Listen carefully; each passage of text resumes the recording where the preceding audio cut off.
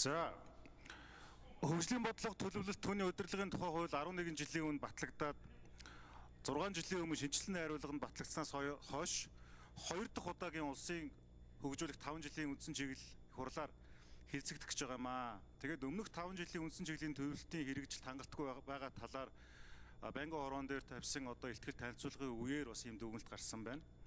Тэр ер нь бол үндсэн шалтгаан нь бол хэмжиж чадахгүй байгаа, хэмжиж чадахгүй бол хянаж чадахгүй бол удирдах буюу асуудлыг шийдвэрлэж чадахгүй гэсэн тийм зүй тогтол харагдаж байгаа юм байна.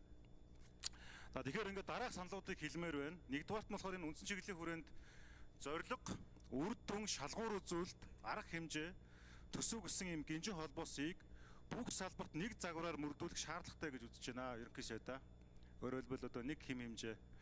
Хоёрдугаар үндсэн чиглэлийн хэрэгжилтийн үр дүнг 4 жилийн эцэст улсын хурлын төвшөнд нэг удаа дүгнэх биш.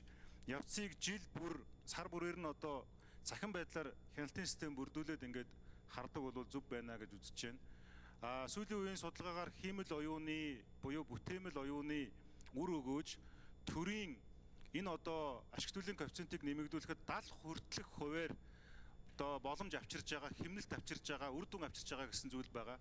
Тэр утгаараа энэ захим дотроо бол хиймэл оюунд ашигласан хэлбэр рүү бас оруулмаар байна.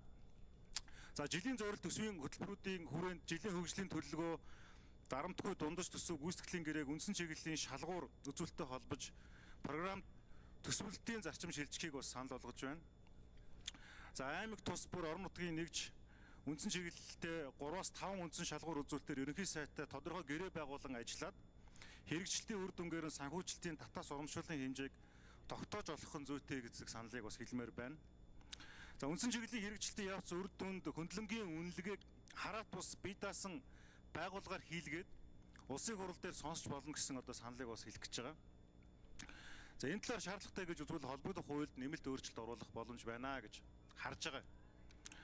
За мөн бас үндсэн чиглэлийн салбар бүрийн багцыг төлөвлөх хяналт шинжилгээ үнэлгээ хийхдээ загвар програм хангамж бүхий техникийн хатуу зөвлөн дэд бүтцийг бүрдүүлээд за үндсэн чиглэлийн шалгуур үзүүлэлтийн хэрэгжилтийн явцыг ил тод байлгахыг бас энэ эдийн засгийн хөгжлийн яам бас хийвэл үр дүнтэй гэж харж байгаа учраас сайдаа.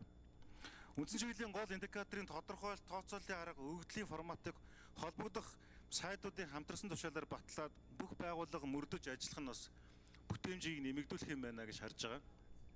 Зөв нэг жишээ татхад бид ингээд утаатай холбоотой асуудлыг сүүлийн 10 гаруй жил ярьсан, байгууллага нь 8 удаа субъектээ сольсон, заримдаа нэг эрүүл мэндийн яам, заримдаа хот, заримдаа уур амьсгал орчны байгаль орчны яам, заримдаа эрчим хүчний яам, заримдаа ерөнхийлөгч намын газар гэж явагдсан.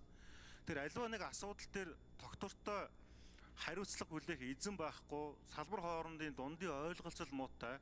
Тэгсэн ернээсээ тусдаа нэг засгийн газар мөртлөөсөө дотроо гарч байгаа шийдвэрүүд нь уялдаа холбоо багтай, эргээд тэр нь хэмжих нэгжгүйгээс болоод ямар ч гэгээлэг хөгжлийн төлөвлөгөө хөтөлбөр байсан хэмжиж чадахгүй дээр болоод унаад байгаамаа.